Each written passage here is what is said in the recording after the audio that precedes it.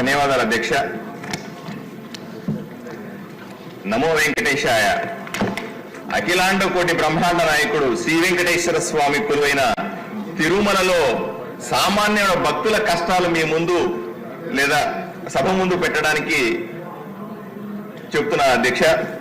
సాధారణంగా భక్తులు తిరుమలకి వెళ్ళినప్పుడు కుటుంబంతోనో లేదా నలుగురు స్నేహితులతోనో కలిసి ఒక కాటేసి అద్దెకి తీసుకుంటారు అధ్యక్ష.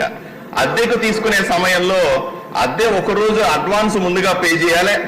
అలాగే అదనంగా ఒక రోజు అద్దెని డిపాజిట్ చేయాల్సిన అవసరం ఉంటుంది అధ్యక్ష. దానికి ఎటువంటి అభ్యంతరం లేదు.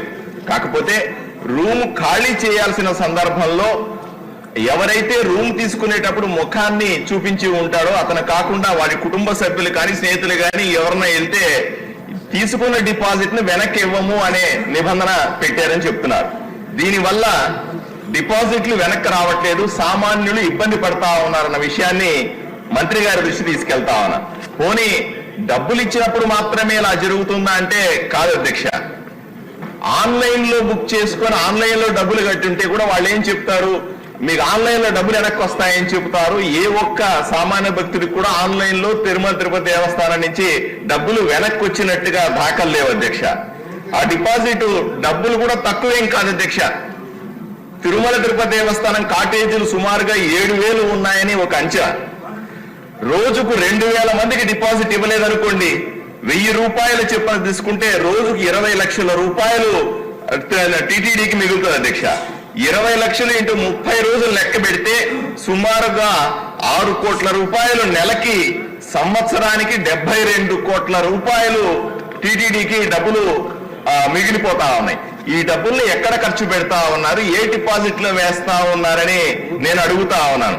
నేను స్పష్టంగా అంతేకాదు అధ్యక్ష, అక్కడ అద్దెని కూడా తక్కువేం లేదు అధ్యక్ష. జగన్మోహన్ రెడ్డి అధికారంలో ఉన్నప్పుడు జనవరి 2023లో అద్దె రేట్లు అమాంతం 3 రెట్లు పెంచారు అధ్యక్ష. నా ఉదాహరణకి నారాయణగిరి గెస్ట్ హౌస్ లో అప్పటి వరకు 2023 ముందు వరకు కూడా 150 రూపాయలు అద్దె ఉంటే దాన్ని 1,700 రూపాయలకు పెంచారు అధ్యక్ష. అలాగే స్పెషల్ టైప్ కాటేజ్ నారాయణగిరిలో 750 రూపాయలు ఉన్న కాటేజ్ ధరని 2,200 రూపాయలకు పెంచారు అధ్యక్ష. సామాన్యుడి కష్టాలని పట్టించుకోకుండా ఈ విధంగా అద్దెలు పెంచడం, ఇచ్చిన డిపాజిట్లు కూడా వెనక్కి తీసుకోవడం అన్యాయం అధ్యక్ష. సామాన్య భక్తుని ఒకటిసారి కాదు 2 సార్లు గుండుకి ఇస్తున్నారు అధ్యక్ష తిరుమల తిరుపతి దేవస్థానంలో. ఈ విషయాన్ని సీరియస్ గా పట్టించుకోవాలని, నియమ నిబంధనలు మార్చాలని, అలాగే నలుగురుంటే ఎవరు పోయి ఆ కీ ఇచ్చేసినా సరే డిపాజిట్ వెనక్కి ఇచ్చేలాగా చర్యలు తీసుకోవాలని మీ ద్వారా మంత్రి గారిని కోరుకుంటున్నాను అధ్యక్ష.